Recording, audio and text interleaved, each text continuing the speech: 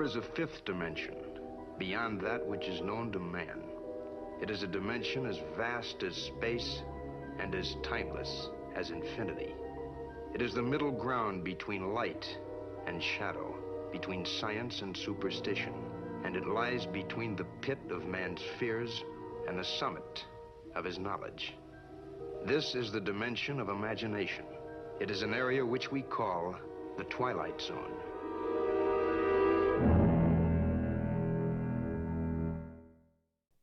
We're back. Hey, everybody, Purple Pill Show. No, Jesus. I didn't. Please. Just please. This is the show where we suspend our beliefs on what was and what is. And we use our snorting and and we use our imagination on what is and what could be.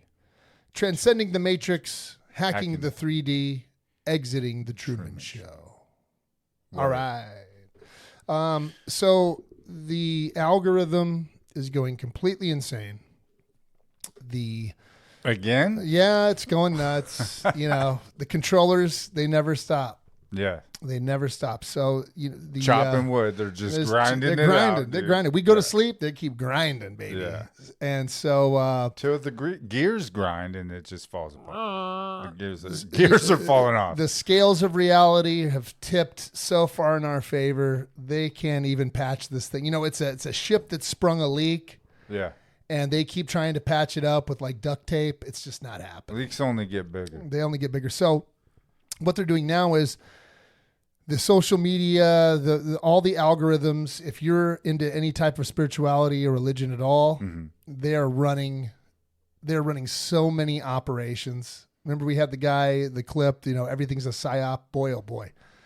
So how I run my social media is that I try to put positive things as much as possible. The master, self-realization, consciousness, 5D, quantum theory, all that stuff. So when I go on, I see a bunch of cool stuff, new studies, things like this.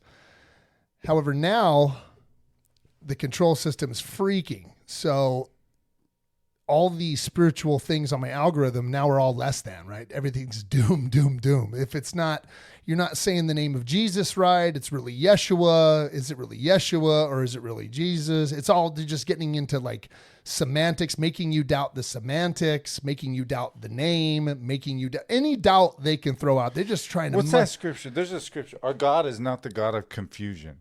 Do you know that? Yeah. Okay. I think you read it. I'm just very confused by with everything that happens with everything, right? I'm very confused with everything that happens with everything. Yeah, no kidding.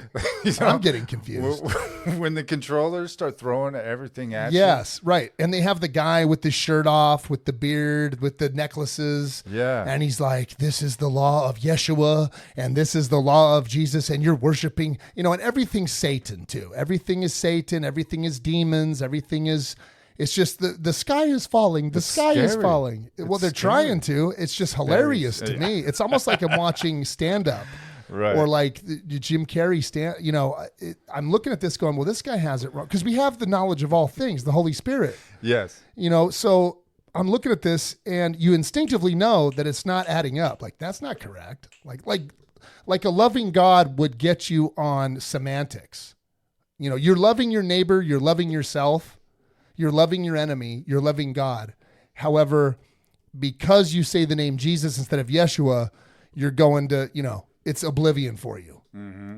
Like, are you serious? The loving God's going to get you on semantics, not on actually doing what he says, right? And then you've got so that's like the Christian crazies that are getting on there. They're all dressing like they're spiritual people now. And they're trying to say that, it's the law of Yeshua. Meanwhile, they're all worshiping Old Testament Demiurge, eye for an eye. And then you've got the regular spiritual people, like the New Agers, who have Aleister Crowley types who are, they're not real spiritualists because, again, they're saying you have to jump through all these hoops. If you're not jumping through the hoop, then you're falling on your face. You can't keep up fast enough. Where they're just mudding the water. The reptilians are after you. The insectoids are here. You're not saying the name right. You're not getting the scripture right. You're not getting the law right. I mean, it's just suck your thumb and pray for death. I mean, it's just, and I'm just laughing all the way through it because I can see right through it. And I don't have to see through it. I can just open up to Words in Red at any moment as my rock and cornerstone and see that it's all very simple. Right?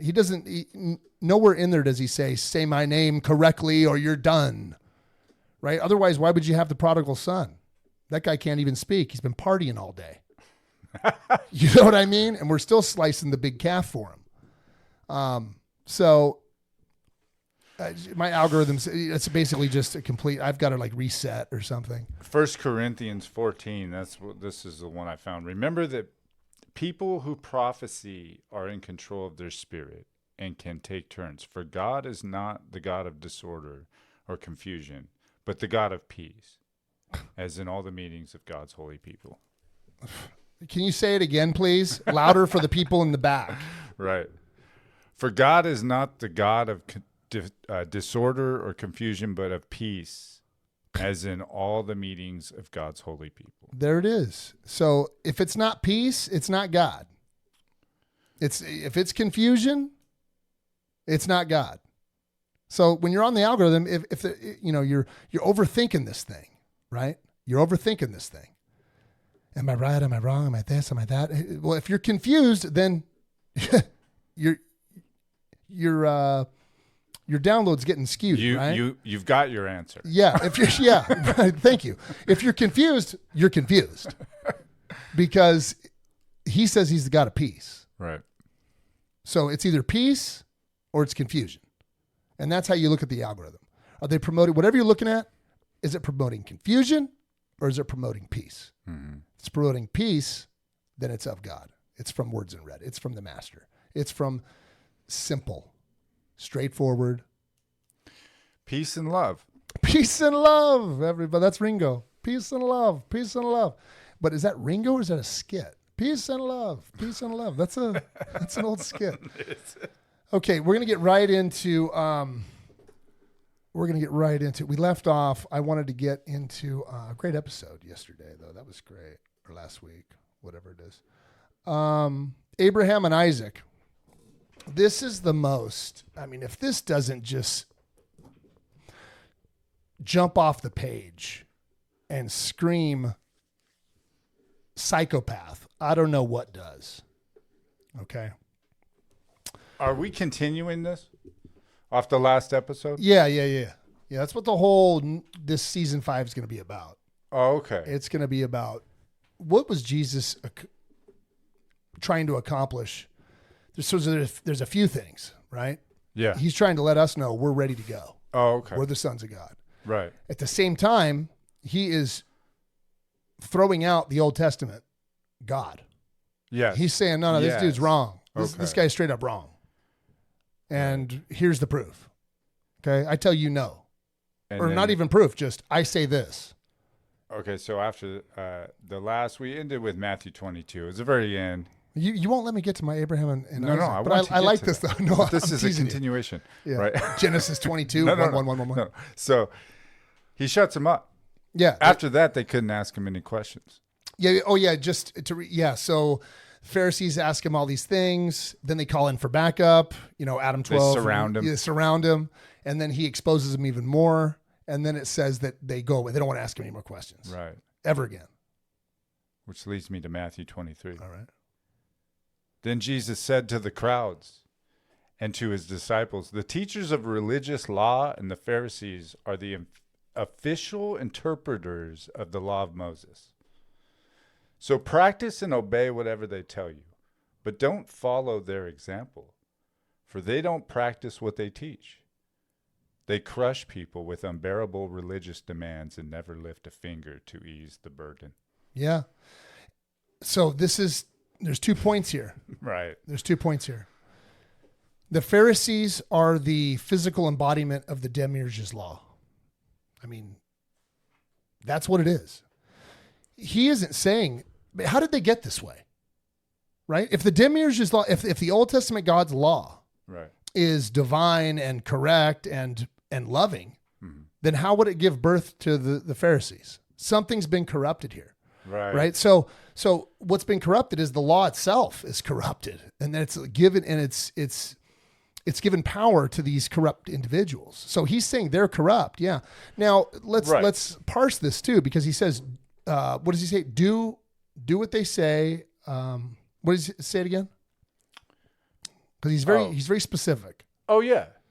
So practice and obey whatever they tell you. Right. Otherwise, it's off with your head. But don't follow their example. For they don't practice what they teach. Do what they say, because it's just like render unto Caesar. Mm-hmm. Okay. If you don't, bad things are going to happen. Right. You got to love your neighbor. And he just got done saying you got to love your enemy. Right. Yes. So these are your enemies. Yes. But you're going to do what they say. They're in official positions. But don't follow their example. That's wild. Yeah. Do what they say, but don't practice what they teach. They crush people with unbearable religious demands and never lift a finger to ease the burden. And where do these unbearable religious demands come from? Pharisees didn't just write these unbearable religious demands themselves. I'm sure some of them. Maybe. But what my point is, it comes from the Old Testament. Right. Yeah. These laws are insane. You can't eat pork, and you can't do this, and you can't do that, and make sure and it's all outside of love your neighbor and love your God. It's all these hoops you jump through. So within this, he is clear. I mean, he says it right there. The Pharisees are putting you under unbearable laws. However, the unbearable laws are from the Old Testament. These are the unbearable laws. Those are do what they say. Otherwise, this is the society we live in. You got to do what they say.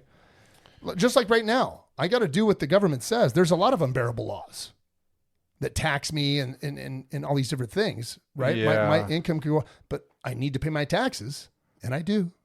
Everybody out there. Right? So it's just like render unto Caesar.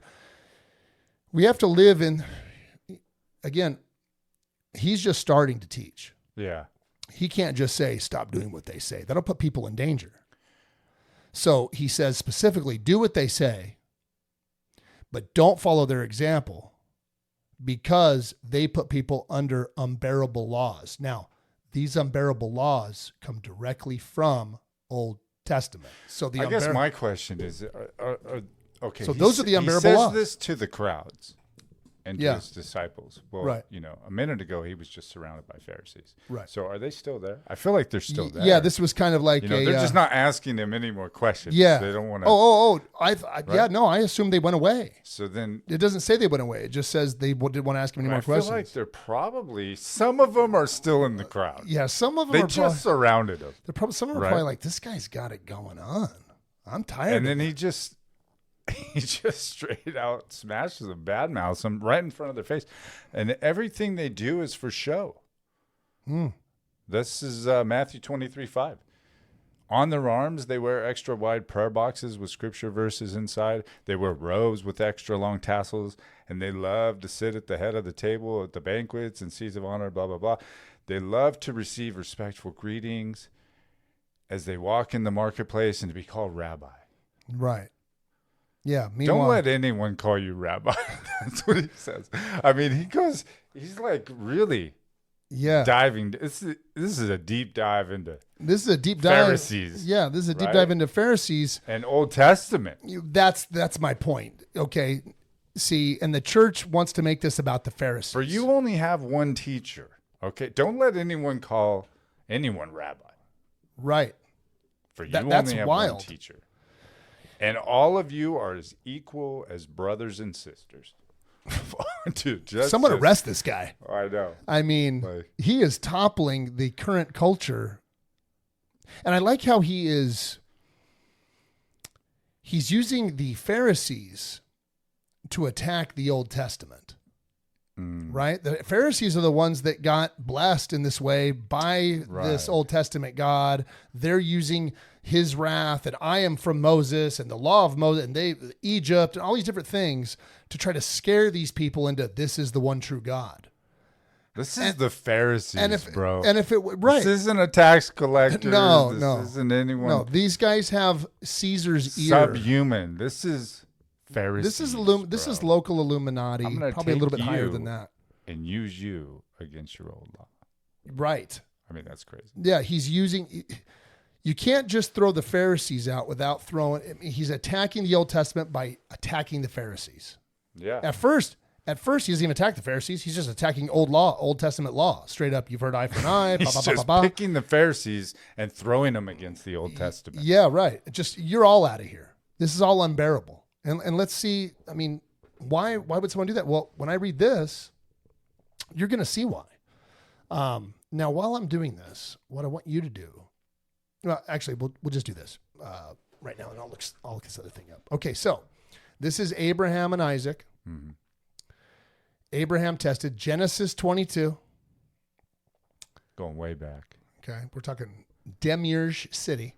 All right, Yeah. The Old Testament God, The beginning. that lied to Adam and Eve. Yep. Sometime later, God tested Abraham. This guy just can't stop testing people. Sometime later, God tested Abraham. He said, I mean, this is just what he does in his. He just loves testing everybody. Let's just test people. Let's create them and test them. Sometime later, God tested Abraham. He said to him, Abraham, here I am, he replied. Then God said, take your son, your only son, whom you love, Isaac, and go to the region of Moriah. Sacrifice him there as a burnt offering on a mountain I will show you. What is this? What is this? That doesn't sound like loving thy neighbor. That doesn't sound like loving anybody. This sounds like trauma. This sounds like psychopathic trauma. Well, you have a son. Oh, yeah. Oh, don't even get me. Don't start doing that. I may lose my cool. Yeah. I mean, okay. if I try, like this is Okay, bad 'cause I enough do just too, on and the I'm paper. not- Yeah, I mean, I have a this is son. a You little- have a son. It was just Father's Day yesterday. If God told me, if God said, Cody, On Father's Day, I need you to take your son, your only highest son. mountaintop. I love how it's like it's not the son of the prodigal son, right? It's He was the out one you partying. love. This is the one. Yeah, you no. love. Take your son, your only degenerate son, who's out there partying, and say, no. It's take your son, your only son. Let's delineate that it's let's focus in on it's your only son, Yeah. whom you love, Isaac, and go to the region of Moriah. Sacrifice him there as a burnt offering on a mountain. Now, what is that? Is he supposed to kill him and then burn him, or burn him and then kill him, or is a burnt offering? Right. Darn. Shoot him in the head and then burn his body. Yes. I mean, sacrifice him there as a burnt offering on a mountain I will show you. Early the next morning, Abraham got up and loaded his donkey. He took with him 2 of his servants and his son Isaac. I mean, dude, this voice is coming out of nowhere. This guy's scared to death. Drag him in the lakes of Galilee. Dude. And then once he's dead, What? drag him up the hill. Dad, why are you and doing set him on fire. What the hell? Dad, why are you doing this to me? Because an invisible voice from the sky told me to. Like, Yeah. what? You'll understand. You'll understand someday. It'll all be good. Early the next morning, Abraham loaded his donkey. He took with him 2 of his servants and his son Isaac. When he had cut enough wood for the burnt offering. So yeah, look, he's cutting wood. Looks like he's going to knife him and burn him. That's just too much. It'd be one thing if it was just knife him. It'd be another thing if it was just burn him. Instead it's chop him and burn him. No, stab him. When he had cut enough wood for the burnt offering, he set out for the place God had told him about. They're chopping wood, dude. I knew it. On the 3rd day, Abraham looked up and saw the place in the distance. He said to his servants, "Stay here with the donkey while I and the boy go over there. We will worship, and then we will come back to you." Abraham took the wood for the burnt offering and placed it on his son Isaac. And he himself carried the fire and the knife. As the 2 of them went on together, Isaac spoke up and said to his father, Abraham, "Father?" "Yes, my son," Abraham replied. "The fire and wood are here," Isaac said, "but where is the lamb for the burnt offering?" Abraham answered, "God himself will provide the lamb for the burnt offering, my son." And the 2 of them went on together. So now Abraham's lying to his son. His son's getting a weird vibe. Yeah.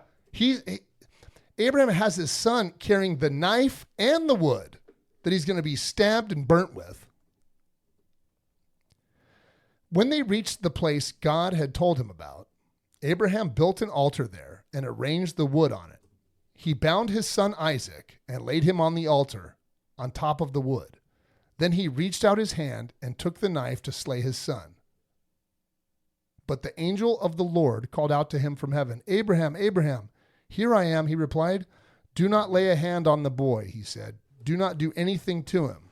Now I know that you fear God, because you have not withheld from me your son, your only son. Abraham looked up, and there in a thicket he saw a ram caught by its horns. He went over and took the ram, sacrificed it as a burnt offering instead of his son. So Abraham called that place, the Lord will provide. And to this day it is said, on the mountain of the Lord it will be provided. Okay.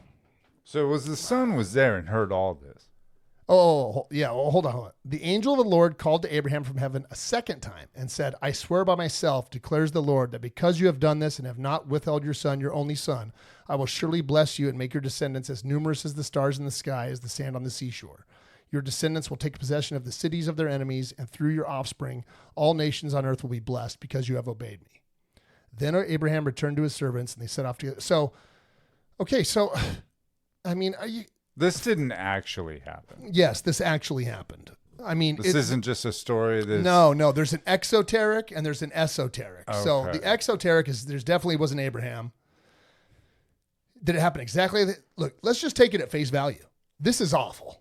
Right. Okay. This is a nightmare. This is a total nightmare scenario, and it looks like they did get blessed because now we've got the Pharisees and all these burgeoning cities. But who's running all this stuff? Right? We've got Caesar, tyrant. We've got the Pharisees. They're just, total tyrants. So everything's turning just tyrannical. Total. Well, thanks a lot. Who did that? What kind of a loving God? So, okay, if you're in the mafia and you need to find a psychopath that you trust, what are you going to do to help? You have to bring him into the group. Mm-hmm. This is classic blackmail in politics, right? We know from the Epstein files too. They bring in the politician or the person that has a lot of power. They put him in a compromising situation. They test him. And then they blackmail him to do what they want. This is exactly what's happening here. I mean, if God had an iPhone, he'd be like, you're going to do what I say now, or I'm going to show everybody the video of you with the knife getting ready to kill your own son. I actually saw this in an episode I watched of The Agency last night. Yeah, they just took a picture of him handing him an envelope with money, and then they used that to blackmail him and turn him. That's it. That's what they do. Where did they get that idea? Right. Oh, maybe they got it from Genesis 22. It sounds like it. I mean, this is what's happening. How do you find a psychopath that will blindly follow you and will do anything you say? Ask him to kill his own son who he loves. He actually did it. Wow. I mean, look at it. What if, okay, so he was going to do it, so he's perfect doing for our team. What does the master say? If you even think it, you've done it. Oh, right, yes. So there's another thing that goes against. Thinketh in his heart. Yeah, so and he says you look at the chick and you've already committed adultery. This applies to if you hate another man, it's like murder. I mean, that's all alluding to this. It's alluding to this. This is what it's alluding to. Okay, this guy is he's gone completely sideways. He hears this voice. It says to kill his son. I mean, if it happened to me, I'd be like, yeah, no, I'm not listening to the weird voice in my head telling me to kill my son. Because the voice in my stomach is telling me no. It's screaming no. Right? Yeah. There's no possible way that anyone does this unless they're totally psychopathic. Yeah. And then it's like, because you've done what I said and you've almost killed yourself. And what if, so he has him bound to the altar. So it's this weird, that's the other thing, right? It's full eyes wide shut, right? Everybody's in cloaks. We've got the virgin, we've got the virgin on the altar. Right. Okay. The guy in the red hood's getting ready to kill her. Right. So he builds an altar. He straps his son down on top of the wood. He's clearly going to stab and then burn the poor guy. And then the angel, God doesn't even come back and say, stop. He has an angel go. And what if this guy doesn't listen to it? What if Abraham just, oh, I didn't hear you. Boom. And just done. And they're trying to say later, like, this is the reason Jesus died on the cross. So what? So Isaac gets to not die, but Jesus has to? Like, what? How is this equating? You know, he sent his only son to be sacrificed for our sins. It's like, well, you know what? It's a slippery thing here. How come Isaac doesn't get killed then, if that's the analogy? Yeah. And then I don't like that he finds the ram in the bushes. That's a real, like the ram, like it's not like it's, the horned beast gets burnt instead. I don't know, man. We'll provide the lamb. It's not a lamb. It's a ram. I mean, this is how you get a psychopath to do it. And then from that point on, because you've done this, now I know I can trust you because you won't even think twice about doing what I say. What kind of a God would not want you to think twice? You see what I mean? Yes. That's what I'm saying. That's what it says here. That's what it says. It said, the angel of the Lord, right. I swear by myself that because you have done this, okay, so it's verse 16. I swear by, declares the Lord, that because you have done this and have not withheld your son, I will surely bless you because you've done this, because you went all the way. I'm seeing this here in Christian theology. The event is often seen as a foreshadowing of the sacrifice of Jesus Christ, comparing the Father's willingness to give up his beloved Son on a mountain to God's ultimate sacrifice. Yeah, no. I say nay. Yeah, I say, if anything. Truly, I tell you. If anything, it sounds like the master is just as upset and disgusted by this story as I am, and went all the way. Yeah. Like this is this is what you want. This is what God asked you to do. Isn't this terrible? I'm being tortured, but even this can't hurt us. Right. Even this we can transcend. Even death we can transcend. Yeah. All your guilt. Them. Yeah. They know not what they do. They do. Right. Isn't he? So if we take it a little bit deeper on that, the last episode we showed how he's going point by point in front of the Pharisees and just teaching the people. He's stating the Old Testament teaching and then immediately contradicting it with a way better teaching that's more loving. Right. And so now we get to this Abraham and Isaac. Abraham doesn't go through with it, not because he doesn't want to, but because someone stops him. Yeah. Right.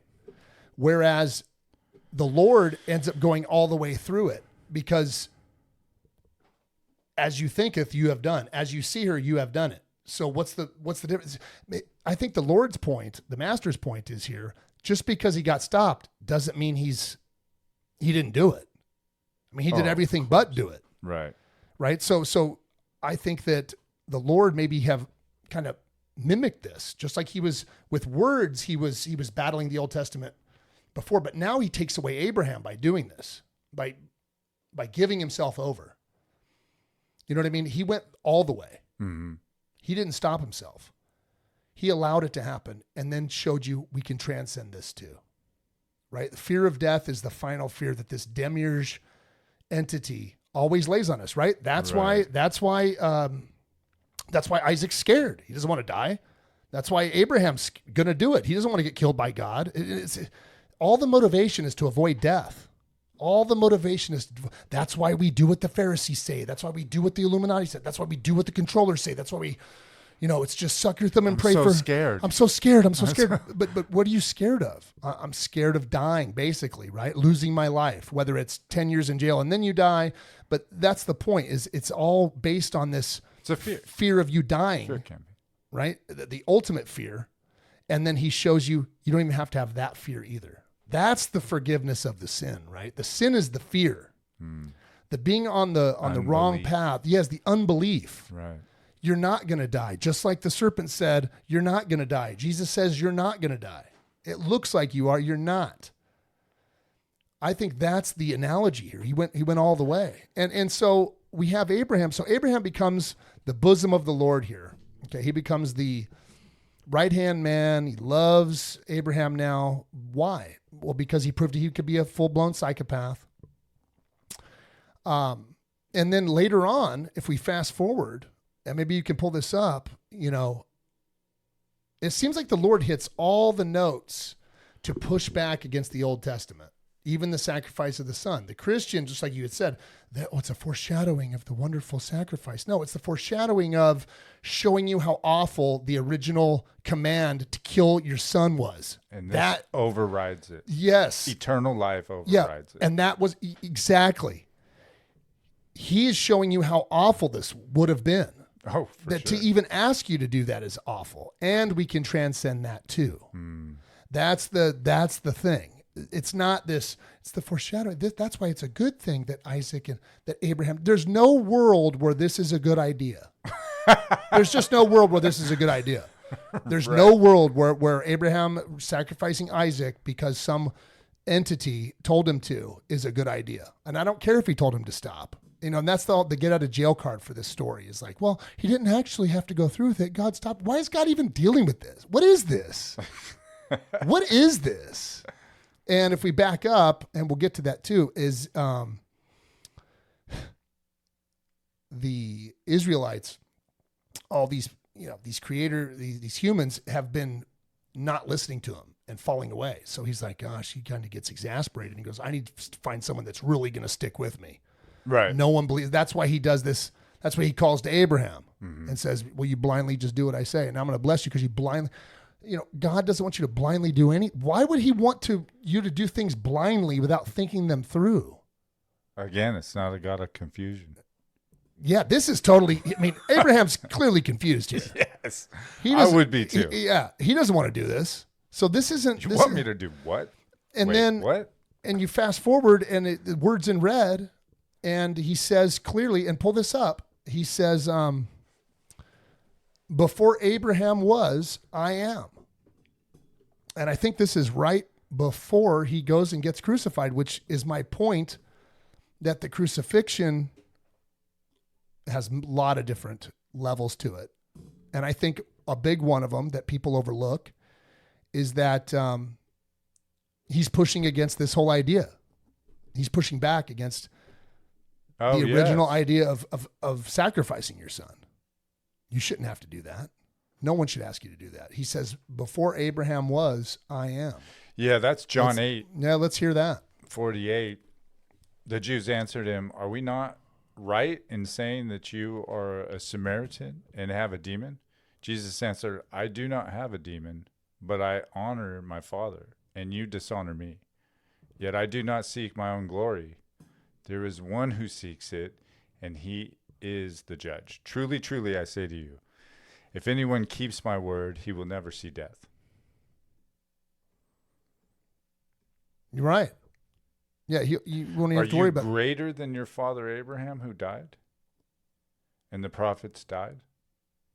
Who do you make yourself out to be? Jesus answered, if I'm glorifying myself, my glory is nothing. It is my Father who glorifies me, and whom you say, he is our God. But you have not known him. I know him. If I were to say that I do not know him, I would be a liar, like you. But I do know him, and I keep his word. Yeah, right. And then your father Abraham, and so John 8, 56, your father Abraham rejoiced that he would see my day. He saw it and was glad. So the Jews said to him, you are not yet 50 years old, and have you seen Abraham? Jesus said to them, truly, truly, I say to you, before Abraham was, I am. So they picked up stones to throw at him. Now listen. Now. Before Abraham was, I am. Why are they so mad about 50 that? 50 years old. Now look. See, they think that he's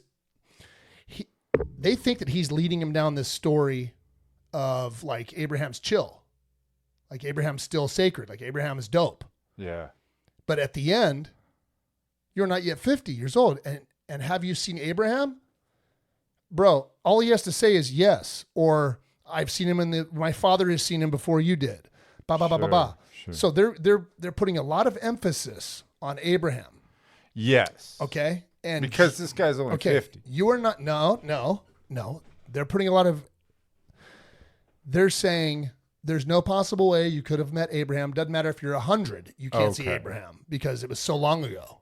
So how have you? So It's Old you're a young, Testament. basically, yeah, it's Old Testament. I mean, this is like the first few chapters, right? This is Genesis 22. Right. It's a long time ago. So they're just kind of being sarcastic. They're like, dude, you're a young man, basically. You're not even 50. You've seen Abraham, bro? Like, this doesn't sound like it's not making logical sense. It's like me saying I saw Jimi Hendrix. Yeah. And so then he says, so you've seen Abraham? And so Jesus just straight up, this is just a diss. Yeah. That's what this is. It's like, I don't need to see Abraham, bro. Before Abraham. There's no Abraham. He says right here in 58, Jesus said, you are not yet 50 years old. You've seen Abraham? Like, it's not adding up, Jesus. Jesus said to them, truly, truly, I say to you, before Abraham was, I am. Meaning, Abraham ain't shit. I am. Right. There is no Abraham. It's I am. You know, he's trying to tell him, don't put your faith, your belief, all this power into this other thing. Especially not Abraham. I was like, man, I'd be pissed. And I looked down. I'm like, what happened after that? Oh, they threw rocks at him. Yeah. So why would they? Okay, now if he didn't mean this as a diss, why would they pick up stones to throw at him? And when they're throwing stones, if it wasn't true, they're trying to kill him. Yes. So he's dissing Abraham and he's saying, truly, truly. I say to you, which means this is the truth. Before Abraham was, I am. Right. Meaning Abraham ain't nothing. I don't need to see Abraham. That's what it means. Right? We go through this whole thing. Let's do it again. The Jews answered him, are we not right in saying that you are a Samaritan and have a demon? Right. You have a demon. Okay. Yes. You're straight up because you're capsizing the Old Testament laws. So you must have a demon. You're talking against the Old Testament God. You must have a demon. Of course. Jesus answered, I do not have a demon. I don't have the demon. You have the demon. I honor my Father and you dishonor me. Yeah, I do not have a demon, but I honor my Father and you dishonor me. This is just like, you know, the Christian, the zealot coming up to me and me going, no, my cornerstone's Christ and I'm not going to, and they're just going, oh, so you're saying you're a God? Oh, you must have a demon. I mean, I've had people tell me that. Are you sure you're not listening to a demon? It's like, oh, well, I'm no. not trying to kill my own kid. Yeah, right. Yeah, maybe you are. You think Abraham's so dope. I do not have a demon, but I honor my Father, and you dishonor me, basically by saying you're calling my Father a demon. Right. Right? So I say I'm getting downloads from Holy Spirit. People go, you sure not listening to a demon? No, I honor my Father, and you dishonor me, yet I do not seek my own glory.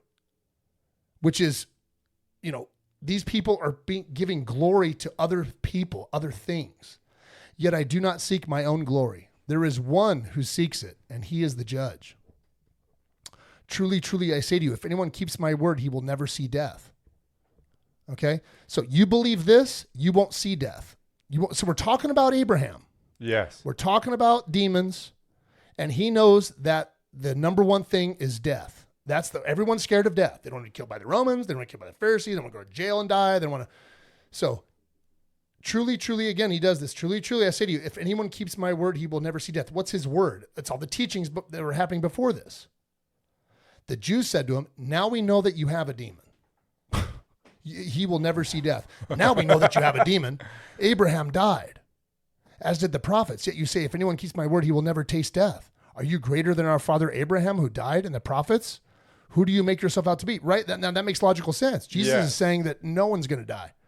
That if you believe what I'm telling you, you won't die. So they're like, oh, so Abraham did die. So are you greater than him? If I glorify myself, my glory is nothing. Right? So Abraham kind of, you know, everyone's glorifying Abraham. Are you greater than Abraham? He's like, I'm not glorifying myself. I'm just telling you like it is. Are you greater than our father Abraham who died and the prophets who died? Who do you make yourself out to be? If I glorify, and Jesus answered, if I glorify myself, my glory is nothing. It is my Father who glorifies me, of whom you say, he is our God. But you have not known him. I know him. If I were to say that I do not know him, I would be a liar like you. But I do know him, and I keep his word. Your father Abraham rejoiced that he would see my day. He saw it and was glad. You are not yet 50. So he's saying that the Abraham and the prophets haven't died.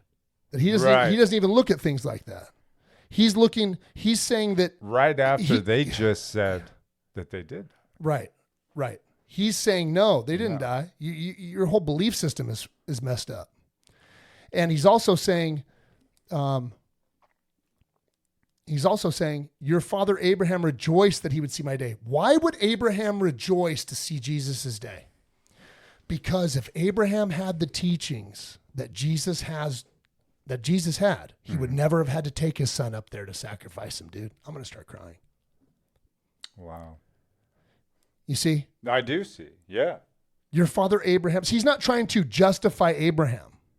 Okay? He's trying to let Abraham did not want to do that, and that was catastrophically traumatic for Abraham. So Abraham would love Not to only see Abraham, Isaac too. Yeah. Everybody involved. Poor Isaac. Sorry, Isaac. So everyone involved. So that's why he's saying in an esoteric way, your father Abraham rejoiced that he would see my day. Mm-hmm. He saw it and was glad. Because now the truth's coming out. We don't have to listen to this other entity. So the Jews said to him, you're just a young guy. Truly, truly, I say to you, before Abraham's just a character. Before Abraham was, I am. I am the law. Right. I am the law. I am the teaching now. Before he was, there's nothing. This is just like living in the now. Right? There's only right now. Right? Mm-hmm. The past, the future, the present. Right. We know from quantum. Yeah. It's all right now. So that's how he can say, I say to you, before Abraham was, I am. Because right now, we're talking right now, baby. You're ready to go right now. Quit with this outside, the prophets, all this stuff. They're all within you. They're all within this. The past, this is the whole of the law. Blah, blah, blah. I am the way. Right. What's that way? It's this. It's not Kingdom giving. is in you. It's right here. It's all around you. Yeah. Quit with the outward. You're ready to go. So they picked up stones to throw at him. So they just because he wanted to end it with, your father Abraham rejoiced that he would see my day. Because he leave it on a high note. That's where he wanted to leave it, and they wanted to poke at him. So then he just tossed Abraham. Before Abraham was, I am, as we all are. You see, yes. When the control system wants to put something over you, you need to stand on the cornerstone, and that is the master. Whatever they throw at you, before he was, I am. And that's who you are. That's you. That you're the son of God. You are the sons of God. The creation has been aching for. Mm-hmm. There's no reason to put anyone above you, because I am within you. Right? That's what he says, and that's what he's getting frustrated here. He doesn't want to seek I don't want to seek my own glory. My Father glorifies me. That's why I'm giving you this good news. Right? And if anyone keeps my word, he will never see death, because I know all of you are fearing death. Right? And then they want to say, well, Abraham died, and he's just going, they're not getting it. Abraham died? This is your cosmology, that he's gone? And the prophets are, no, they're not. They didn't die, right? This guy must be a demon. Get the bag of rocks. Right? Get the bag of rocks. And he says here, he saw it and was glad. So your father Abraham rejoiced that he would see my day. He saw it and was glad. That's where he wanted to end. And they wanted to poke him. So he goes, before Abraham was, I am. So he's before the law. He's before Abraham. He's before the Old Testament Demiurge. When you're saying I was before Abraham, that's why they're picking up the stones to throw at him. You're going way back. You're going way back. And it seems like they don't even want to, unfortunately here, they're the NPCs, right? They don't want to live forever. I mean, they don't want to believe this. Why not? They'd rather live under the Pharisees and the tax collectors and the rest of it. Well, because they're living fat. They're living fat under the Pharisees. Yeah. The old law. Yeah. These are the Jews here. The Jews answered him. Right. They're like, hey, we're protected. We're the chosen people. We're going to take away our chosen. Yeah. Before Abraham was, I am. And Abraham rejoiced to see my day. And he did see it. Wow. I like that. Jesus hid and went out of the temple. They just, you know what? Let's just throw rocks at him. Well, they're trying to kill him now. They're not just throwing rocks like you're a kid, teenager throwing rocks. Oh, yeah. No. This is how people get executed. It's like, the Romans would crucify you. The other, the local town would stone you to death. I think this isn't a rock fight behind the church with a bunch of fellows. This is, let's kill this guy. Yeah, this is just crazy. It's a demon. He's a demon. We have to kill him. This is the same spirit that told Abraham to take Isaac up to the mountain. Yeah. They're saying he has a demon, and he's actually freeing them. They're definitely not loving their neighbor. No, definitely not. This isn't even close to that. Let's throw rocks at them. Is there any? How come none of these religious, the Jews, the Pharisees, everyone's just they're not loving their neighbor because that's not in the Ten Commandments. Right. It's just don't steal. It's just not don't commit adultery. It's just it don't doesn't do this. say we can't throw rocks. Yeah, right. Let's just throw some rocks. The scribes and the Pharisees. Oh yeah, and this Thou shalt not throw rocks. This is the adulterous woman is next. So it's clear that he keeps pushing back. Every one of these stories we've gone through from the last episode to this episode have shown that he's going up against these pillars of belief that the people of the day, the Jews in the surrounding area and the Pharisees, it's their temple essentially. It's the way they've lived their culture, the religious law of the past. Yes, and he's completely toppling it. Yeah. With much better news, and it's starting to shake the foundations of the control grid. The whole matrix is starting to glitch out here because he's just going, don't need Abraham, don't need Old Testament law, don't need Old Testament God. Old Testament God told you eye for an eye. No, I say turn the other cheek, give him the shirt off your back, because I'll provide, and the Lord will always provide, and you can just be in this divine nature if you just believe it, and you'll never taste death. You'll never even taste it. That's this guy must be a demon. That's pretty. Yeah. I mean, that's what people are saying. Listen to the show. If there's some zealots on here, yeah. That's what the other thing I can't. Sometimes I get attacked sometimes for my beliefs, even though they're based in Jesus, and I'm never letting go of the Master. Yeah. And I've actually, I actually lean in to the promises more than ever, because I've tried it the other way and it just doesn't work. And a lot of times when I'm reading the New Testament and the words in red and these situations Jesus is in, I find myself in those same situations saying the same things that he said. And I'm just quoting him. And people in this day are getting offended and getting mad. They throw rocks? No, thank God. Throwing rocks at you? No, I don't want to get that. We don't want to go there. Yeah. But I see this. I'll make comments and things on the internet, and people will. It sounds like you're being a demon, or you're lost and so sad, and it's like, well, I'm just quoting Jesus right here, and it's the same kind of, like, I'm talking about a subject with certain context, and sure, it's in the Bible, but the context is essentially the same. Right. And these so-called, these zealot Christians are kind of acting like and saying things like the Pharisees. It's just very frustrating sometimes.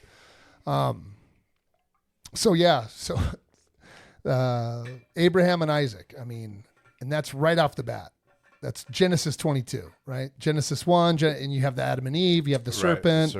The Old Testament God, he's testing and lying and doesn't want them to become like gods, and then kicks him out of the garden. Doesn't want him to have any of the knowledge. Immediately wants to go out and find someone else. Good or bad. Abandons Adam and Eve. Right. Goes and finds Abraham, does something equally psychopathic. Adam and Eve, he just told him didn't want him to have knowledge, didn't want to become, but this one he goes, okay, that wasn't stiff enough. I've really got to freak this guy out. Let's make him kill his son. Then stop him at the last minute. Like, what is that? Like, that happened. That's nuts. I think that we need to, that needs to be given context like we're given now. Right. I don't want people to be deceived. This isn't right on any level. And Jesus shows us it's not right, because the consequence is what happened when he was tortured. If you go through this logically, right? And as you think is so you are. And just like the adult, when you see a woman, you've committed adultery in your heart. So and the Master also says, if you hate your neighbor, it's like murder. So how's this any different? Just because the angel stopped him?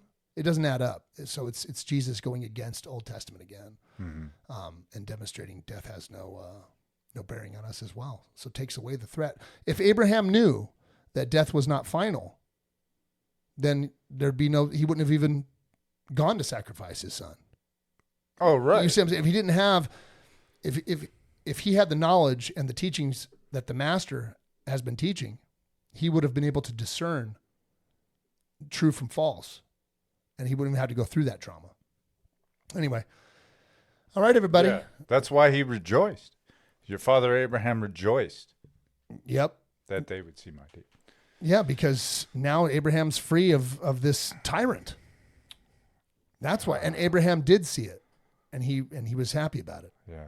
That's killer. That is so good. That's so good. Thank God. Thank you, Jesus, for, letting Abraham see that it doesn't have to be that way, that there's a better way. Yeah. And we don't have to live under this tyrant, this Demiurge. Yeah. It's not, it's not making any sense. And in the next episode, in this whole season, we're going to get into the jealousy and when he, wait till you guys see what I got coming. I mean, we're going to make these analogies that are clear as day. It's going to be so fun and interesting. Shift the scales some more. Yeah, shift those scales, shift those timelines, and bring that kingdom to earth. We love you. Yeah, we do. See you next time. Later. Bye-bye.